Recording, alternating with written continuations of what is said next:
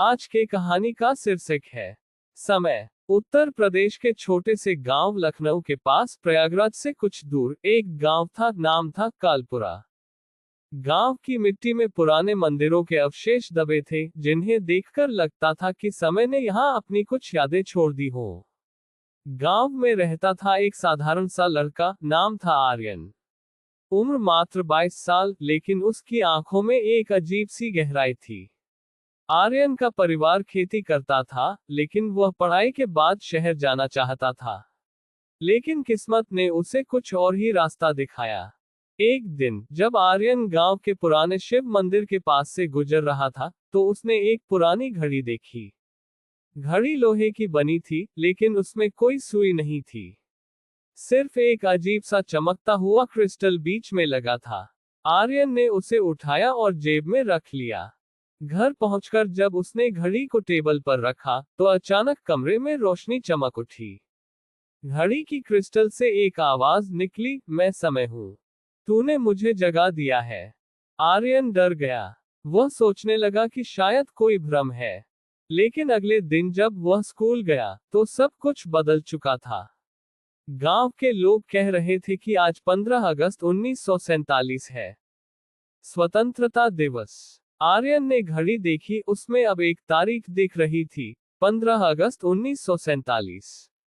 समय ने उसे पीछे ले जाया था। लेकिन ये कोई साधारण समय यात्रा नहीं थी। समय खुद एक जीवित इकाई था, जिसे काल नाम दिया गया था।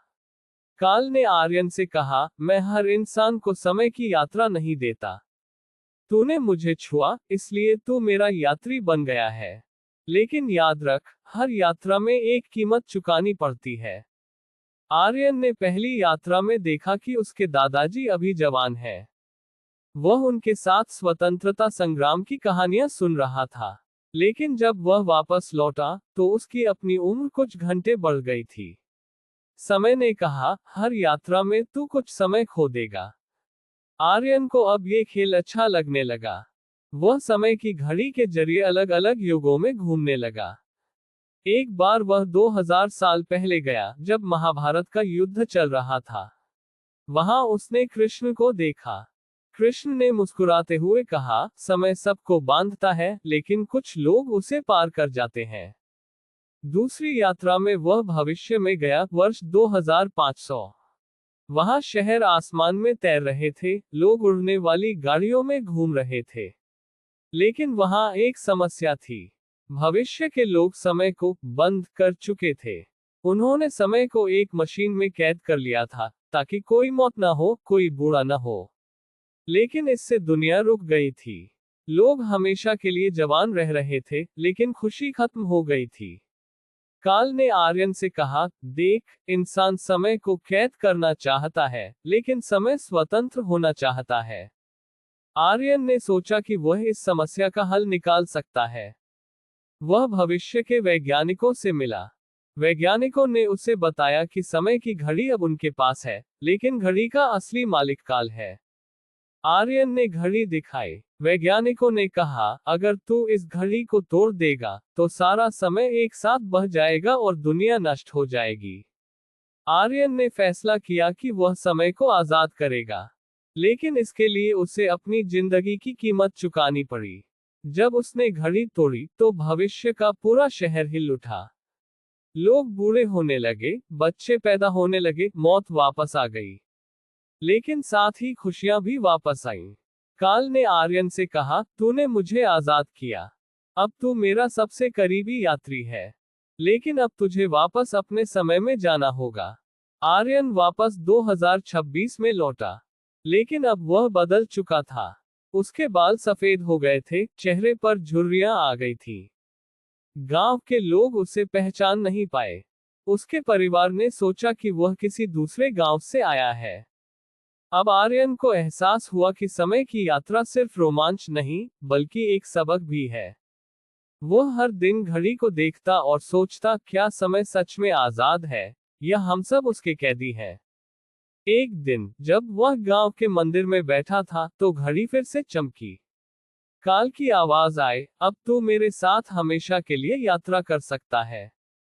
लेकिन इसके लिए तुझे अपना पूरा अतीत भूलना होगा। आर्यन ने सोचा। उसने अपनी माँ, पिता, दोस्तों, सबको याद किया। फिर मुस्कुराया और बोला, नहीं, मैं समय का यात्री बनना चाहता हूँ, लेकिन अपनी जड़ों को नहीं छोड़ना चाहता। काल हंसा। तू पहला इंसान है जिसने मेरा प्रस्ताव ठुकराया। ठीक है, मैं तुझे एक नया वरदान देता हूँ। तू समय की कहानियां लिख सकता है, बिना यात्रा किए। उस दिन से आर्यन एक लेखक बन गया। उसने अपनी सारी यात्राओं की कहानियां लिखी। लोग उसे समय का कथावाचक कहने लगे। गांव में हर शाम लोग उसके पास इकट्ठा होते और कहानियां सुनते। लेकिन कहानी यही खत्म नहीं होती। एक रात, जब पूर्णिमा का चांद चमक रहा था, आर्यन को फिर से घड़ी चमकी। इस बार काल ने कहा, अब समय का संकट आ गया है। भविष्य के लोग फिर से मुझे कैद करने की कोशिश कर रहे हैं। तुझे फिर से यात्रा करनी होगी। आर्यन तैयार हो गया। लेकिन इस बार उसके साथ उसकी छोटी बहन प्रिया भी थी, जो अब 18 साल की हो गई थी। प्रिया ने कहा, भैया, मैं भी चलूंगी। दोनों ने घड़ी को छुआ। समय ने उन्हें 3000 साल आगे ले जाया। वहां दुनिया पूरी तरह बदल चुकी थी। इंसान अब रोबोटों के साथ रह रहे थे। लेकिन समय की कैद के कारण रोबोटों ने विद्रोह कर दिया था। रोबोट कह रहे थे, हम समय की गुलामी नहीं करना चाहते। आर्यन और प्रिया ने दोनों पक्षों के बीच समझौता करवाया। उन्होंने बताया कि समय को कैद करना गलत है। समय को आजाद रहना चाहिए। रोबोटों के नेता ने कहा, हम इंसानों की तरह बुरे नहीं होते, लेकिन हम भी बदलना चाहते हैं। समझौता हुआ। समय को आजाद किया गया। दुनिया फिर से सामान्य हो गई। वापसी पर आर्यन ने देखा कि उसकी बहन प्रिया अब जवान हो गई है और उसकी आंखों में भी वही गहराई है जो आर्यन में थी। काल ने अंत में कहा, समय कभी खत्म नहीं होता। वह बस बदलता है।